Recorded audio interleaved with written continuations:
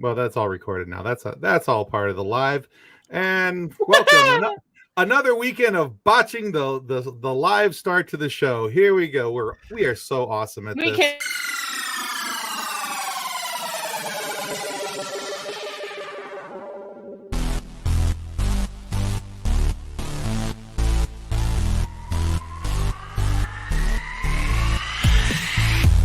Hello and welcome to Funny Science Fiction, the live edition.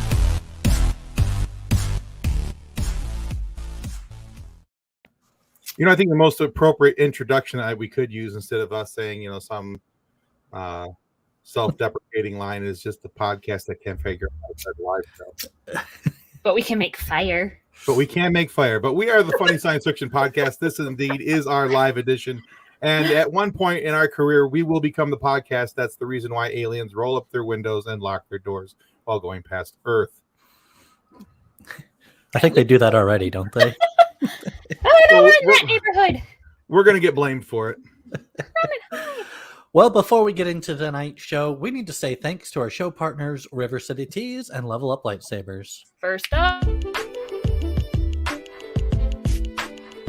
With over 700 designs to choose from, River City Tees has something for everyone. Need some new nerd merch? River City Tees has you covered. Need funny or sarcastic designs? River City Tees has you covered. Are you looking for a new logo or custom design? Whether you need 1 or 100, River City Tees has you covered. With multiple colors and options for each and every design. With things to choose from like shirts, hoodies, phone cases, coffee mugs, and so much more. Be sure to follow River City Tees on Facebook and Instagram. If you do, you'll get the latest on designs and information about upcoming sales. River City Tees. Let's make a shirt together. Whoops. I'm supposed to have lines, but apparently every time I try talking, Tim interrupts me. Sorry. You had something to say. Please continue your thought there. So that was River City Tees. Next up is our favorite Level Up Lightsabers. See, I waited for you to finish that time. I know. I was waiting for you just to interrupt me, though. I know. All right, here's Level Up.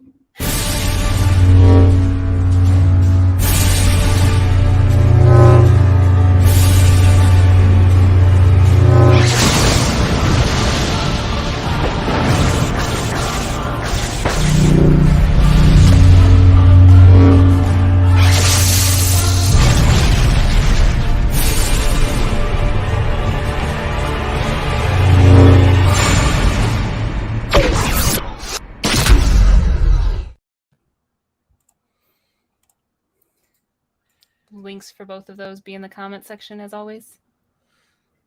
They're getting there. Don't sound so excited, Kathleen. That's actually not part of the script. I'm just now afraid to talk. Well, I think she was waiting to see if I was going to, cut her off as I did like the last 3 times that she tried to say something. Sorry, you got so much of me over the weekend that you're like, oh my gosh, I can make her stop talking again. Well, tonight we welcome Ben Reilly, or as you may know him from TikTok, the Hardy Healer. Oh, hello. Welcome. Ben. Hi. I'm both excited and absolutely dreading what we're talking about tonight because it's going to be really interesting. It's going to be a train wreck, but that's just what we do. Oh, boy. We specialize in train wrecks. I will make Jason a believer. Jason Taylor, how you doing, buddy? So what Ben is alluding to, and you may have seen it in the show notes, are for tonight's festivities, we're going to try and talk about something that sometimes ruffles a few feathers, sometimes gets people a little hot under the collar when it comes to Star Wars. And that's just generally the topic of Jar Jar Binks. But tonight we're talking about in specifics whether or not Darth Jar Jar is a real thing. So are you a believer? Or are you a skeptic when it comes to the possibility of Jar Jar Binks being a Sith Lord? And is there enough evidence to support it based on what we've seen in the movies and what has been said, done, post, and pre-Phantom Menace? So before that, holy cow, we made Jason. We don't even have to make it Jason a believer. We already did it. Holy cow! All right, So so we did just cover this topic at the Monroe Pop Fest on past Friday, Friday. Yeah, Friday, yeah. It was a blur. I don't remember things. Yeah, so this past weekend we were at the Monroe Pop Fest in Monroe, Michigan, and this was one of the tables that we table discussions that we had, and we had a really cool conversation with the Three Geeks podcast, which is where Jason Taylor is from. And by discussion, I mean Max yelled at us. Well, Max always yells at us, so I don't feel all that bad about Max yelling at us. So And I just love Ben. I just love Ben's face reading John's comment. He's like, good. The worst part is reading it in the voice. Oh yeah. Like if it was just a random voice, it'd be one thing, but Jesus. Sorry, my dog is going full goblin mode right now. Just in the corner, just doing nothing. Sort of Nice. like she got a little wet in the rain, so she's just slamming her face into the ground to get all the water off. Oh no! You're not a soggy puppy. She does that. It's funny. All right. So if you guys are watching out there, please make sure that you guys let StreamYard have access to your information as much as you're comfortable, at least so that we can know who you are. If you have comments that you have on this topic, thoughts that you have on this topic, please put it down into the comment section. As you see, we'll get as many of those as we can up onto the screen. We would love to hear your thoughts. Remember, we're family friendly. Please don't yell at us. Actually, Kathleen just doesn't want to be yelled at. Nick doesn't care. So Nick's used to us. Sensitive. All right, so Nick, I'm going to let you lead this out because you did such a good job on it on Friday. Let's talk about Jar Jar Binks. Is he a Sith Lord? yes. That's where Ben So shuts off his camera and walks off. Okay. I will preface this. We did discover, he was made a little too silly. And I think if they had dialed back the silliness just a little bit, it would have been a little more believable. I'm still a fan of it though. And so No, your 2-year-old's doomed. And yeah, so love you too, we have Nick. a lot of was Mick here for the Dune Star Wars crossover? I don't think he was. I don't think so, but if he did, I'm pretty Mick's sure he was here a crying. lot. I was crying for it. He should be crying for it. He was in the comments for it. So Ben, what do you think? We Where do you stand on this, Ben? So my whole thought is there are three main schools of thought that I've seen on like Reddit and other forums and stuff. There's no, he's not a Sith Lord. I'm mostly leaning to because some people just are that bad, where they're just that goofy and weird and whatnot. There's the other that he is a Sith Lord. Cool. There's another one that I've seen that Jar Jar Binks is actually Darth Plagueis. And I'm just like, as bad as it sounds, I'm like, I can see why people think that. Because Plagueis was supposed to be the one to get Palpatine into the politics and get him into power. And the whole episode 2 giving him emergency powers. I'm like, yeah, that might be a thing. But at the same time, I'm like, no. He's not. I don't believe he is. Okay.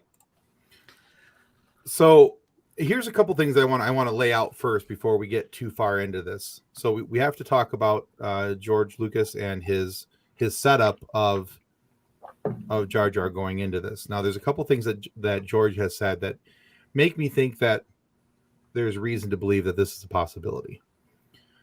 So the first thing is that George has gone on record to say multiple times that Jar Jar is the key to everything. Oh God. And so, but with that being said, it's also unclear as to what he was referring to. Was he the key to, was it his silliness that was the key? His overacting that was the key? Was it his, there's a lot of different things that Jar Jar could have been the key for when it came to episode 1 in particular. the other thing is that George has also gone on record to say that one of the main stylistic influences on Jar Jar Binks is Goofy from Disney, from Mickey Mouse. And if you watch Jar Jar at all, which I went back and did this afternoon quite extensively, unfortunately, Yeah. there's a lot of similarities there between them. You can see, in the way that they act, the way that they walk, the sloughing of the shoulders, everything. So there's a lot of similarities there. But the one thing that always kind of gets me is that there's a tweet from Ahmed Best where he refers to the fact that he appreciates that people are catching on to the storyline, even though it was something to the effect of it wasn't, openly seen or something like that years later. So even things that were in secret or in hiding, something like that years later. I don't remember the exact tweet, and I apologize. I probably should have had that readily here for me. I thought I'd remember it better. I should have known better. It's Monday night. But, so those are a couple of things that you have to pay attention to as far as I'm concerned. And then you can start getting into the things on screen, the things that you see, how it's set up, how it works, and actually how the character is portrayed from that point forward. Speaking of things on screen, I present to you, I don't know, what is this, like number one, the first factoid? We don't know if you aren't telling us. Exhibit A? That's what it is. Exhibit A. Oh gosh, I'm the brains here. So tonight, aren't I? we actually see Jar Jar using a force jump, in which, if all Gungans were able to do this, why didn't they do this in that final battle? Kind of thing. Okay. Yep. Okay. So he literally love the muting for the DMCA purposes. I mean, look how high that jump was. It was ridiculously high. Oh. Like he gets ready to jump and then that's as tall as a tree right there. Because I mean, if you think Qui-Gon's 6 foot, so yeah. With some I'm also going to destroy my own argument here, saying that it looks a lot like an Ataru form. I can't remember the particular attack. It's when you jump over, do a spin, and then slash essentially at their back. Mm-hmm. I'm going to ruin my own argument by saying that, but at the same time, I'm going to say, during the Clone Wars cartoon, we do see Gungans jumping like that. Really? I believe so, unless I'm just completely imagining it, in which case, whoops. Which, do you happen to remember which episode? God, no. I did not care too much for the Gungan episodes. I'm sorry. They were a bit painful? No, that's too harsh of a word. There were a lot. A lot. The other thing to take notice of with that jump, because this is one of the points that a lot of people use in identifying this as possibility of the use of force powers, is that there's also, and I'm sure we'll get into this in a few minutes a little bit more, but there's also the way that he centers himself as he prepares for the jump with the two arms straight out forward. That's also part of the way that those who practice the drunken fist wushu style of fighting would center themselves as they begin to get ready. The Gungan episodes were terrible, and I like the Christmas special. All that beautiful Gungan footage. So there is a Reddit thread from 6 years ago talking about force jump versus Gungan agility. So if Jar Jar's somersault jump early in Phantom Menace was merely a feat of Gungan agility, you'd assume every Gungan has mastered this. Jar Jar being the klutz that he is, he couldn't have mastered a unique skill like that. So... Well, then it comes back down to, is he a buffoon or is he a Sith Lord? Right. So, And like it was pointed out, at the battle for Naboo, all of the Gungans would have been jumping like that. Right. But they weren't. Well, my thought with it is he is a buffoon, so that's probably not the type of jump other Gungans would do.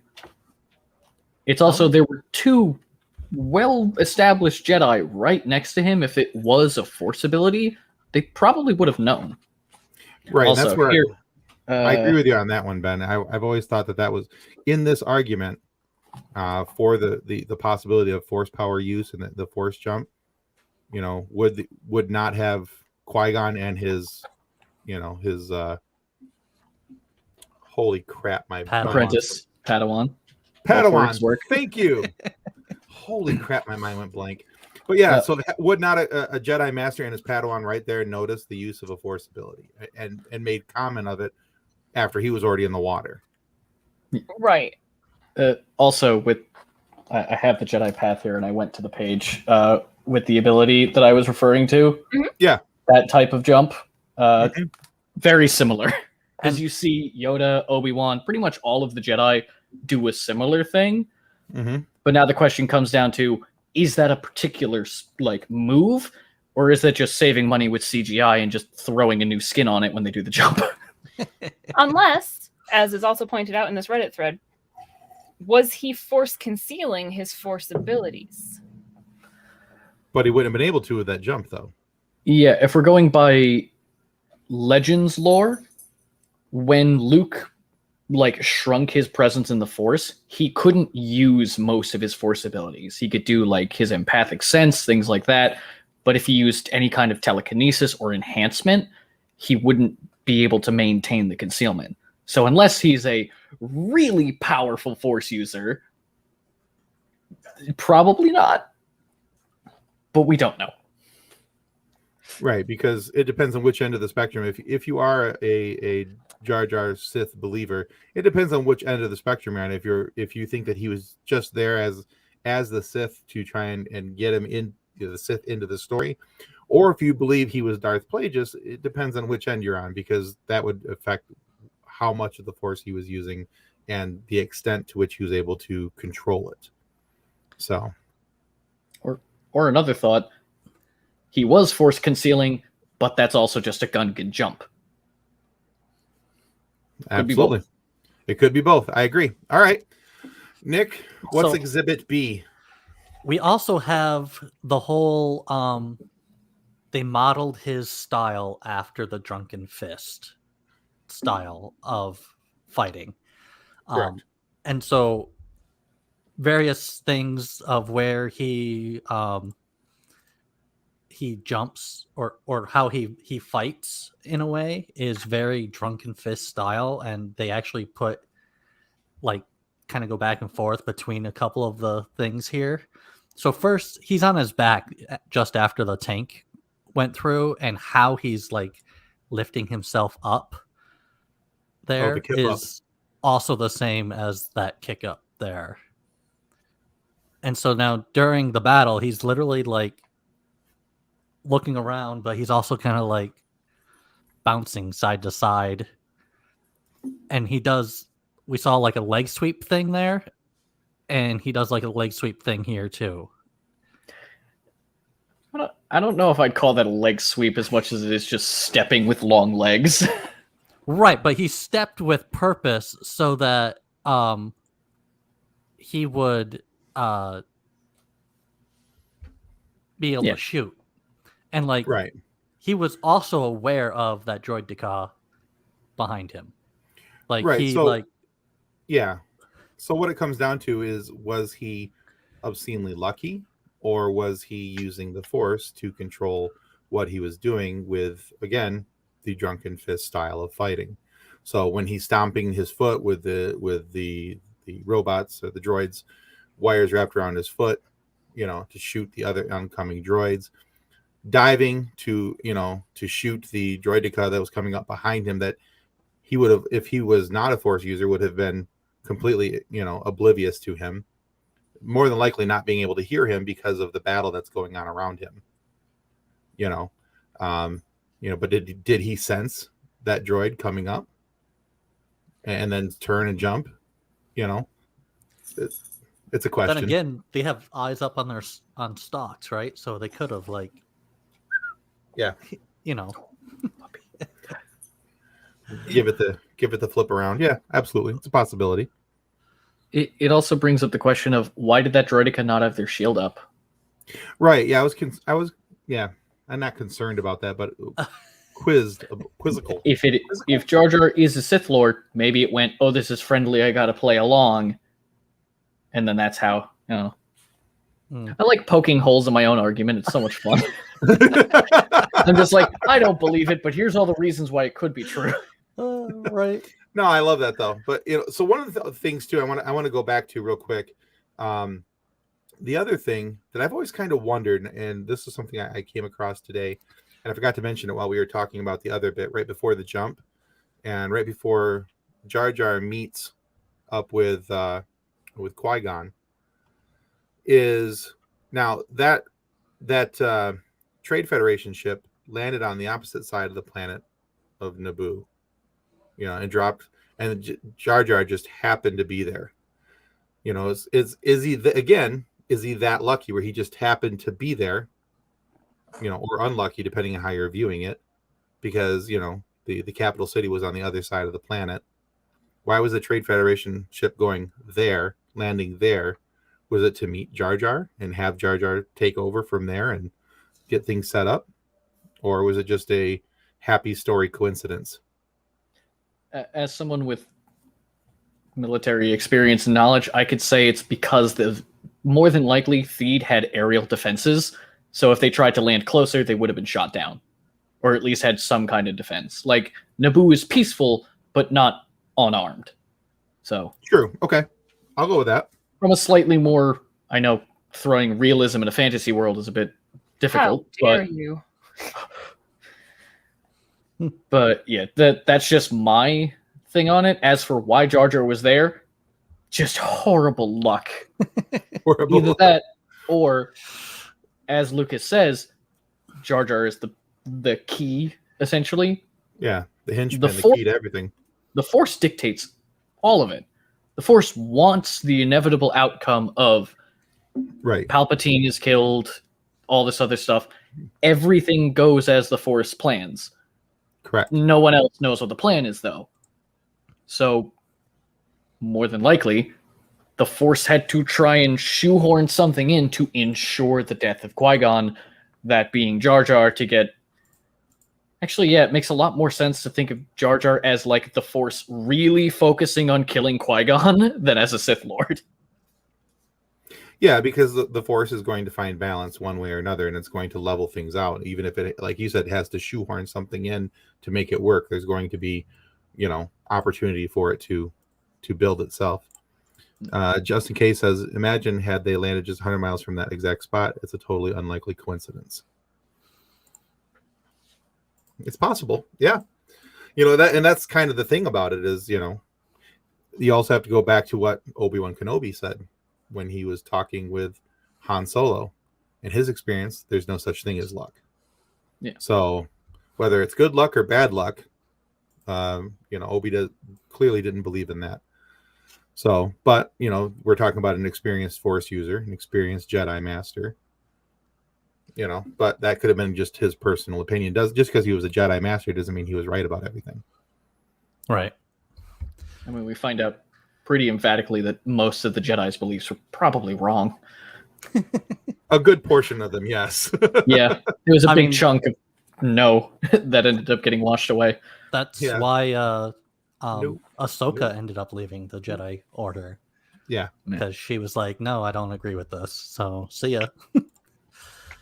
And so he's saying, following up to his statement, perhaps it was the Force willing it to be there, the ship to be there, for Jar Jar to be there, whether it was to make sure that Qui-Gon died so that Anakin could rise, or whatever it was.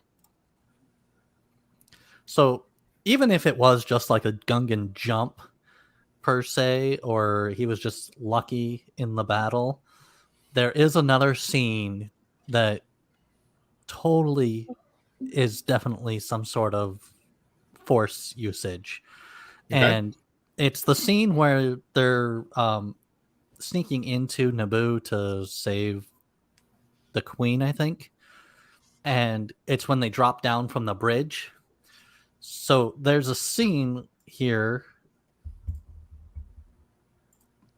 Is this when he gets his foot caught, or No, this is jumping off the bridge. Yeah, so they jumped off the bridge and he dangles right there and he catches the ledge.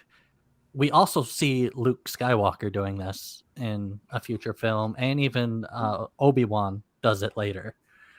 It's So technically a past film, but yeah, So they time is relative. It's all wibbly wobbly. right. So they jump down, and Jar Jar is sneaking up with them. And I also love how Qui-Gon and Obi-Wan are crouched down, and Jar Jar's just like he just bends it an inch. Right. And so he now falls on this side of Obi-Wan. Because Qui-Gon was in the middle, Obi was on the far right, and Jar Jar was on the far left. But if you also watch the droids in the background, so it wasn't an animation error. Okay, where do we... Okay, so over here, if you watch these droids, this droid right here is going to look up at Jar Jar. This droid here is actually going to shoot at Jar Jar. Well, they first shoot at the original position, then they look towards the new position where he actually landed. Right. So... Anyone else have thoughts? Because I have many. Go for it, Ben. Continue. Fire away. I have nothing but respect for George Lucas. The Star Wars is an absolute masterpiece, but talking specifically about A Phantom Menace, that was a cinematic nightmare. Obi-Wan's braid changes 5 times throughout the film. Saying something like that is not a CGI glitch, I'm pretty sure it is, because they also filmed, refilmed, did reshoots after that, edited, chopped, threw things in different places. There's huge swaths of that movie that were done completely out of order just on blue screen. So I'll give you that. If it was something else, I would have been like, oh, maybe no, that I'm just that's just bad editing, honestly. For me, at least. Okay. I can give you that one pretty easily. I understand the reasons for that argument, but I have a harder time biting into that one for the same reasons you just gave. But I know we have some future material for argument's sake that I agree a little closer with.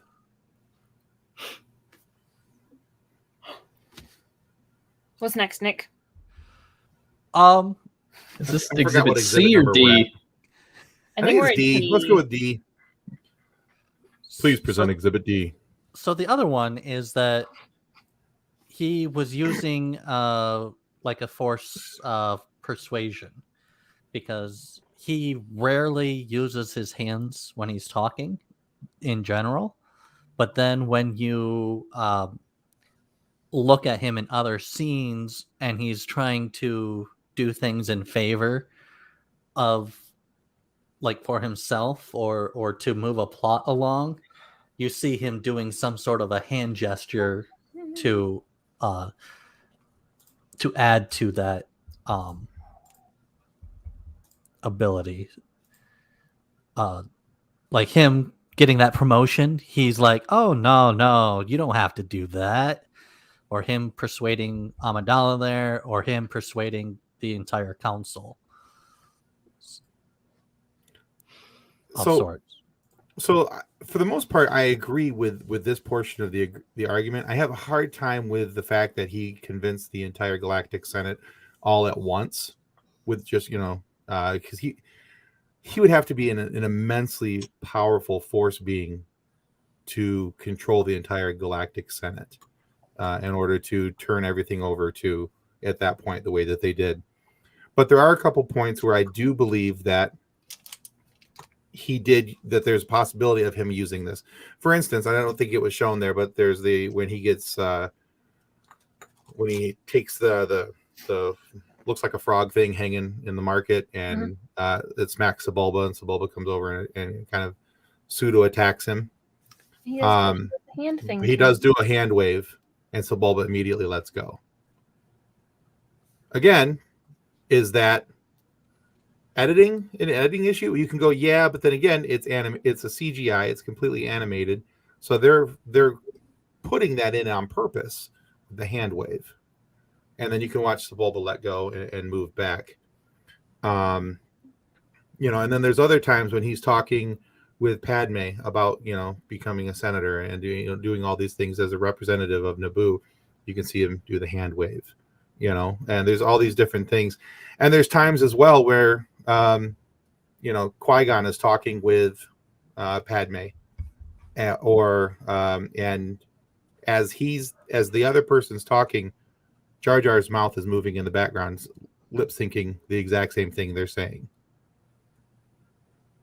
And so it's kind of an interesting point. When they wanted to go into the city, and Qui-Gon was like, no more directions from Her Highness today. There's that one, and then there's the other one where they're actually, I think they're in the city getting ready to go into the Toydarians' shop, and they're standing outside, and Padme and Qui-Gon get into it a little bit. Jar Jar is just around the corner from them. She says something, but Jar Jar is mouthing it in the background as well. That I would like to see, because I don't know. Yeah, I don't have any footage of that one, but Yeah. Way to go, Nick. Way to go. We entrusted you with the. No, I'm just fine. yeah. As for the like hand gestures and stuff, the only one that I could say maybe is with Sebulba, because I remember that where he's just like no, but at the same time you could say no, he just doesn't want Sebulba to beat him up. Right. As for the ones like where he's talking to Padme before she leaves, or talking to the Senate as the representative of Naboo to give Palpatine more power, those hand gestures are just emphasis on what he's talking about. Like he's sitting there addressing all the people and then says powers to Chancellor Palpatine, points directly to him, Right. as just emphasis on the point. But speaking specifically on that is also the argument people use to point in favor of Darth Jar Jar. He gave Palpatine all the power right there. Right. right. It's a double-edged sword in that argument, because I can see why it could be used, but I also have a hard time believing that Jar Jar was able to control the entirety of the Senate. Like I said, I personally believe that he was supposed to be a Sith along some at some point of this journey.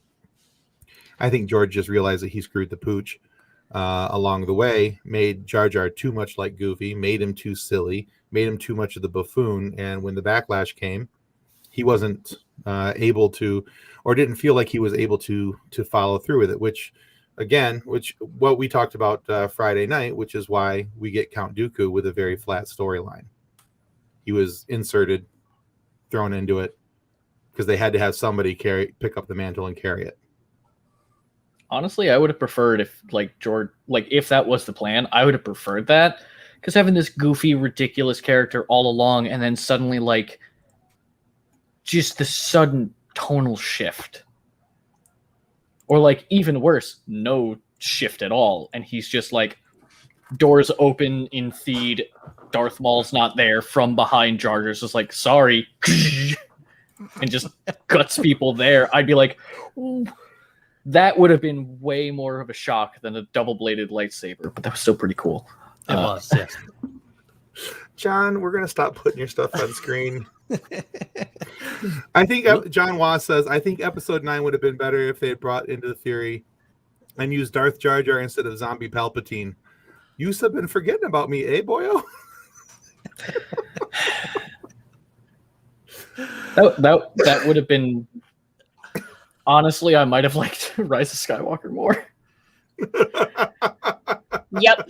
Just for the fan service of like, wait a minute, like using the whole like somehow Palpatine came back thing, but then they get to Exegol and it's like, that's a Gungan. That's not a.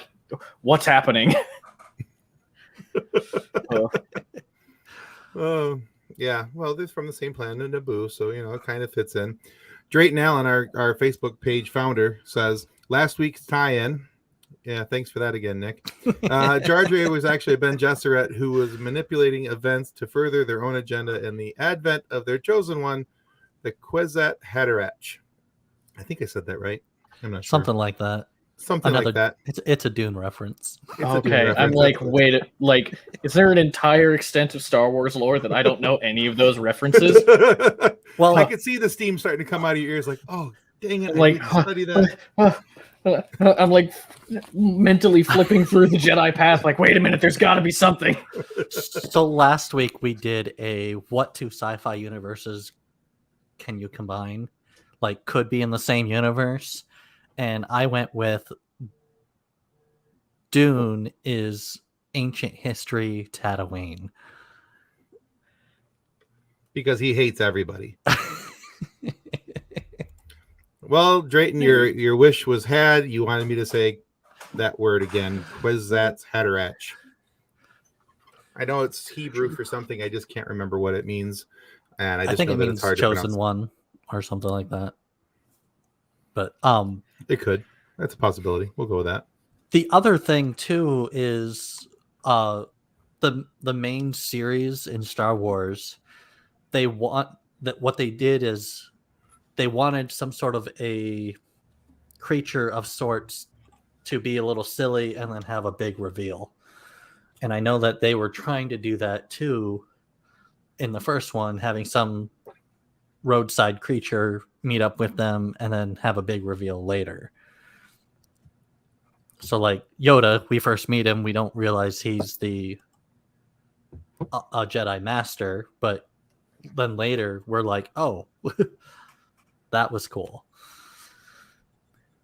But so here's a couple things before we've only got about 20 minutes left here tonight, but a couple things. I want to go back to some things about Ahmed Best. So Ahmed Best was the actor, of course, who played Jar Jar, and unfortunately got a lot of backlash for, well, just performing and doing the job he was hired to do, which sucks. Not Jar Jar sucks, but it sucks that people treated him that way. Here's the interesting thing. Ahmed Best doesn't really dismiss a lot of these theories. He thinks that there's a lot of truth to these theories. Now, we're not saying that he's a Jar Jar truther or anything along those lines, but a Jar Jar truther. That's right. That's gotta be a thing. That's gotta be a thing. We gotta. But what he does say is that there's some credibility to it, and that there's in an article on Gizmodo from 2016, when he was addressed about the Darth Jar Jar theory and that Jar Jar was in fact a Sith Lord working with Palpatine in the prequels, Best's response was, "There's a lot about it that's true." So he never went into great detail saying what parts of it were true, what parts of it weren't.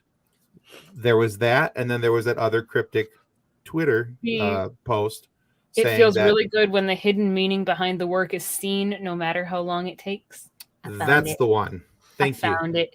That's why we keep Kathleen around. She picks up. I don't put a lot into conversations, but I research while you guys are rambling. So she keeps us on our toes. So there's a couple things here. So we have to look at those. There's a couple other things I want to point out about George Lucas and the way that he has formulated his stories. There's a lot of things where there's symbolism and repeats in how he does the stories and how they're set up. So if you remember in the original trilogy, in the OG OT, that there is a bumbling, fumbling idiot who all of a sudden is revealed to be something bigger, greater, grander, a Force user. That, of course, is Yoda. So the premise is that this was supposed to be the same thing, but Yoda's Force opposite was Jar Jar Binks. That, again, is part of the theory and part of the thought process as to, how this all kind of came along. I don't think that, a lot of people either say that he was Darth Plagueis, and there was even some people for a while who said that he was Snoke. And I'm like, no, he's not Snoke. He's not Snoke. That's not even a possibility. I saw Snoke, Riven, Bane. I'm like, why? Yeah. Why are you doing this? Yeah. I would prefer if it is true, it's just Darth Jar Jar, as opposed to he's actually all of these things. Right. Yeah. And yes, Jason, I agree. I wish we could get Ahmed Best on the show to talk to us about other things. I would actually just love to thank him for his work in Star Wars. For what he's done, the abuse he took.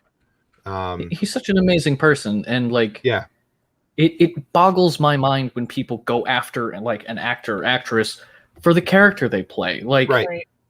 It just, I don't get it. And it is mind-boggling when people can't pull character from actor and realize that right this does not exist. This is a fictional character. Yeah, science fiction at that. So you have to take much of it with a grain of salt.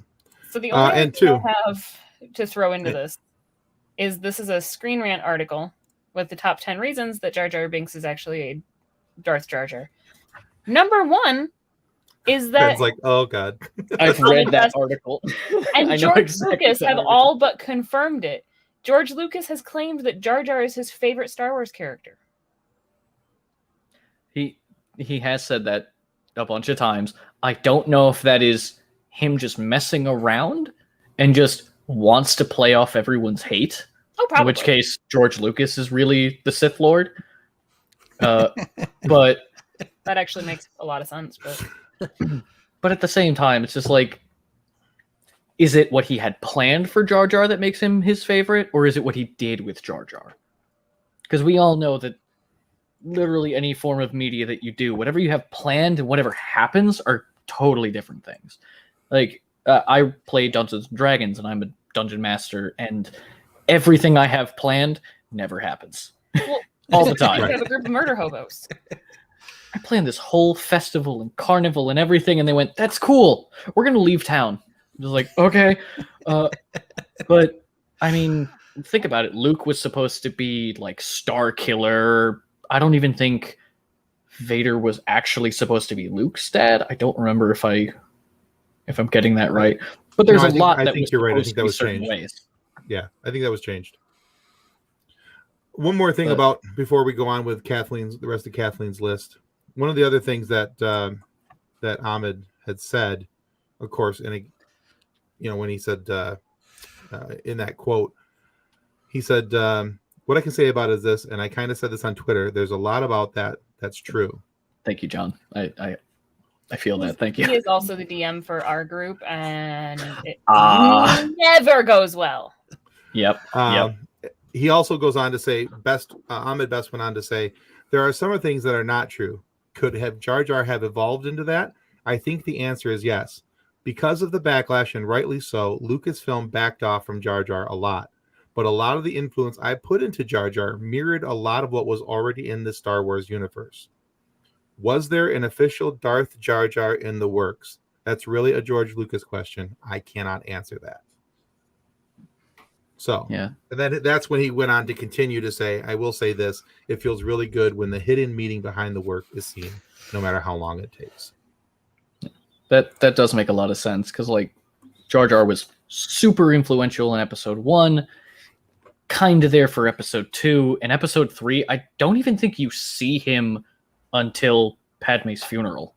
Right. Yeah, just there might have been him in the corner once or twice, but after he was in Palpatine's chamber for 5 minutes, and then the next time you see him, Padme's dead.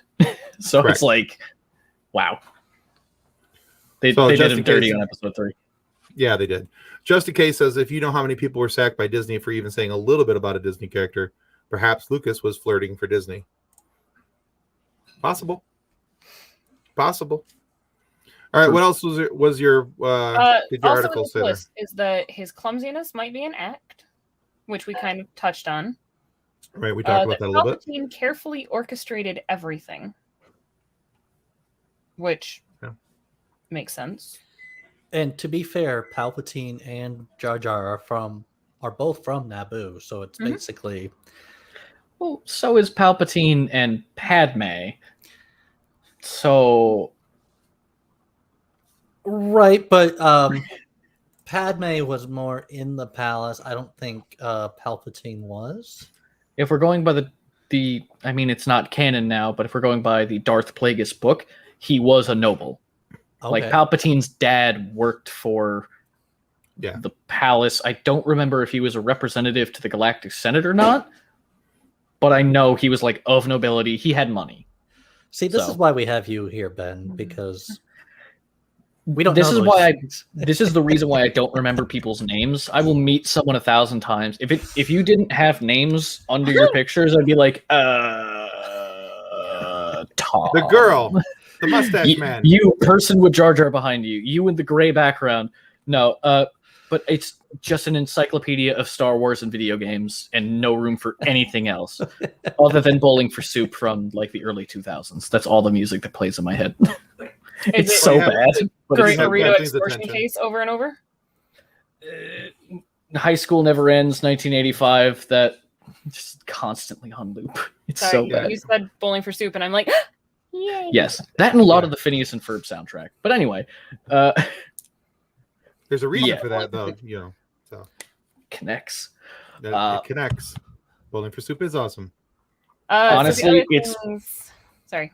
I don't think they've done anything in like 20 years or something, but they're still my favorite band. Like, it's so good. They've got stuff brewing. So happy. So we talked about him dodging death with uncanny precision. His infiltration of the Senate. Giving absolute power to Chancellor Palpatine. That's honestly everyone's biggest argument for it. It's just, but he did this. Yeah. The hand gestures we talked about. His mirroring, being a mirror of Yoda. In yay. ways. I mean, he's tall. I don't know if orange is the opposite of green, but I'll let that one slide. You know I think they need Force Mirror. You know how they do like those animated fights like Darth Vader versus Superman or whatever? They need to do one with Darth Jar Jar versus Yoda. Yeah. There's the whole Darth Vader. I would absolutely watch it. I would watch it with utter disgust but fascination. Be like, I hate every second of it, but I need to finish this. I love hearing Ben's deep sighs every time that something like that gets brought up. It's just it's the soul-sucking defeat that him knowing that he would sit there and watch it and hate himself for doing it. Absolutely. Let's see. Padme was manipulating Anakin under Palpatine's direction to breed a replacement for an eventual Vader, but he had Jar Jar murder her after she gave birth. What? I am lost. I think he's just making it up. But Nick, that's your dad. Interpret, that's please. Your problem. So I believe that's your gene pool, sir. Go check to make sure he's not having a stroke. I'm really hoping he's just. Yeah, he's just making it up, throwing out a different theory or story just to have fun. Okay. Like, good, I kind of like the idea of that happening. I mean, I've seen the theory of Palpatine actually like killing Padme with the Force. Like, I've seen that theory because the Doctor's like, we don't know why, she's just dying. Where it's like Palpatine is like sucking the life force out of her and putting it into Anakin. I've seen that. Yeah, there's no clear reason as to why she died, but yeah, I've heard that too. That is a thing that happens, but it has a physical manifestation. It will like rip holes in your heart. So the fact that this super advanced technological, literally robot doctor is like, we don't know why she's dying. Not to mention back to tanks. Yeah, like throw her in a fucking. Oops, sorry. Throw her in a pool of water. That was my fault. I'm sorry. Woo! We heard nothing. You heard nothing. We move along. All Speaking of ears, Jar Jar's ears are the original force dyad in the second. Oh, jeez, John. All right. So what it comes down to is, do we have any answers? No. What we have is a lot of theories and a lot of probabilities and a lot of maybes and even with the people who originally portrayed Jar Jar, the person who originally portrayed Jar Jar can't say for certain whether or not this is a possibility. He thinks there's a lot of truth to it, but it's ultimately a George Lucas question, and I think this is something that George Lucas will ultimately take to his grave. I don't think he'll ever come out and say whether or not that was the actual thing or not. So He will just Yoda, and somebody will ask him if it's true, and he'll just stop talking and die. only Colto can do that. All right, Ben, we're running out of time here, but we want to make sure that people know a little bit about you, and we are so thankful to have you on here with us. So tell people where they can find out more about you and where they can go follow you at. You can follow me on TikTok at Hardy_healer. I do Star Wars content. I've been making a lot of tea on TikTok recently. I actually have my tea set right there. Yeah, I do a bunch of random things on TikTok. So if you want to follow me, that's where you can find me. All right. All right. Excellent. I just put that into the chat so that people can find you. Please go check out Ben's stuff.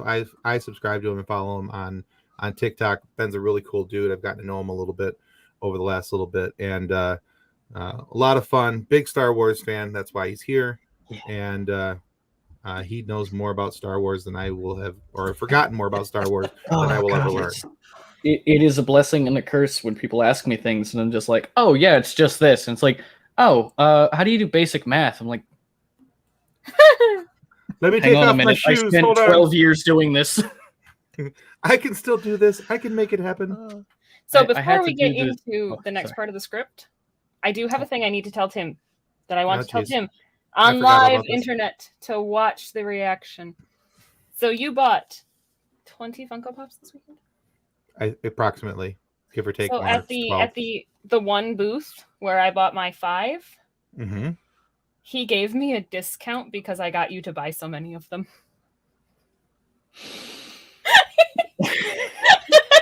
The betrayal. So anyway, it was nice to have Kathleen on the show with us tonight.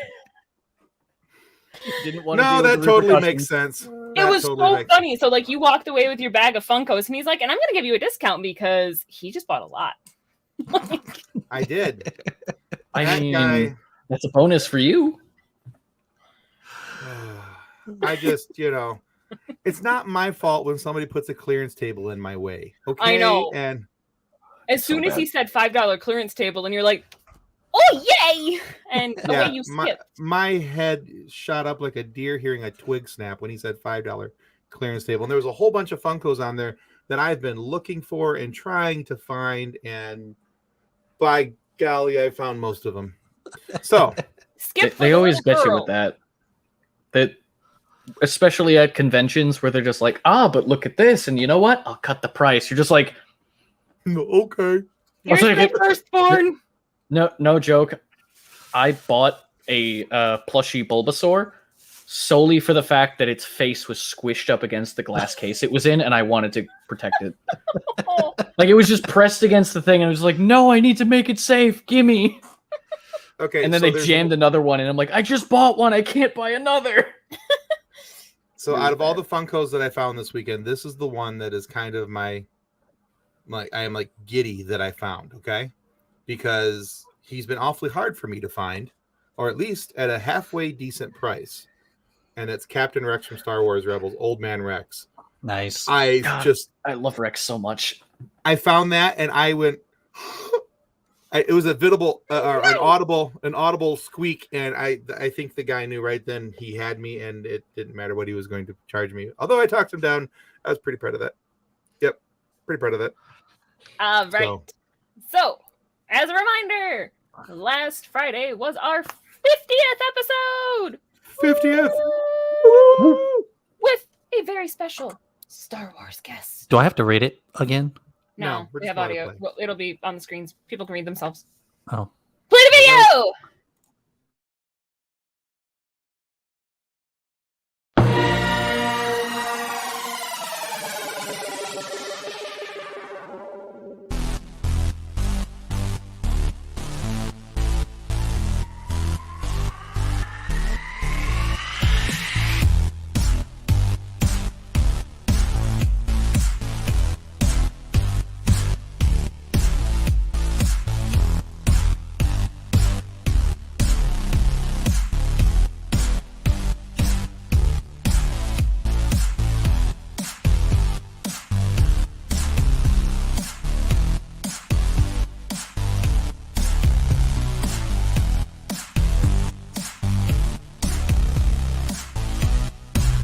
Hi, this is Daniel Jose Older. Welcome to the Funny Science Fiction Podcast.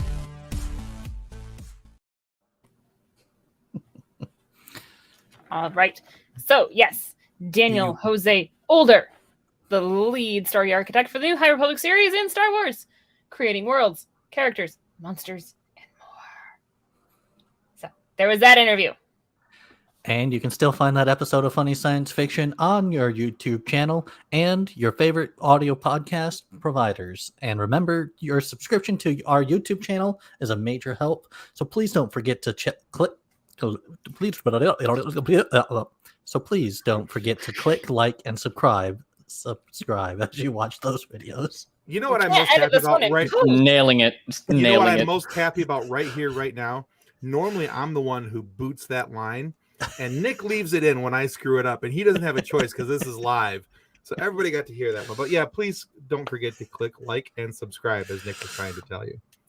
Now, this upcoming Friday, of course, we continue on. We have our 51st episode, and we release an episode with a very awesome voice actor by the name of Paul Eiding.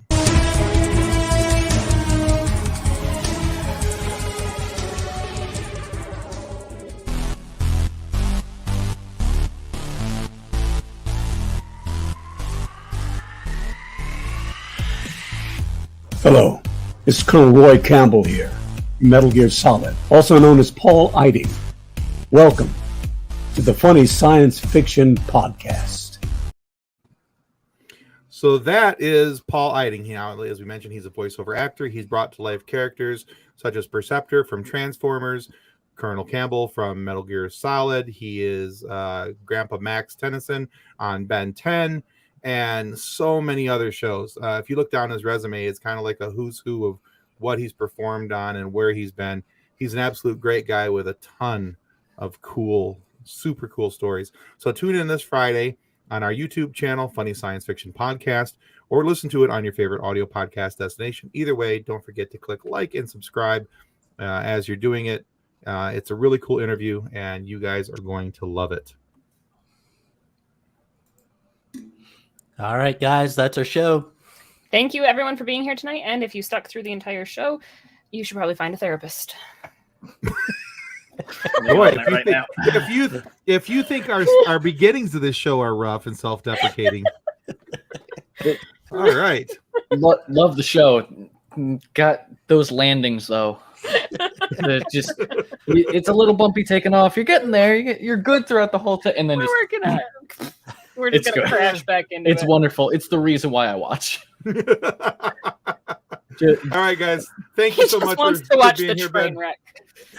Well, it's half the fun. That's why people watch, Tiger King. So I might have to release a blooper reel of sorts. Oh, we on should. that note, we got to go. Okay, goodbye. Goodbye. On behalf of the rest of the hosts of Funny Science Fiction, we'd like to thank you for listening to this episode. If you'd like to be a guest on one of our future episodes, please contact us by means of our Facebook group, Funny Science Fiction. You can find us on Twitter or Instagram using the handle @FunnySci-Fi, or you can go to DraytonAllen.com and click the Contact Me link at the bottom of the page. Thanks again. Hope you enjoyed the episode.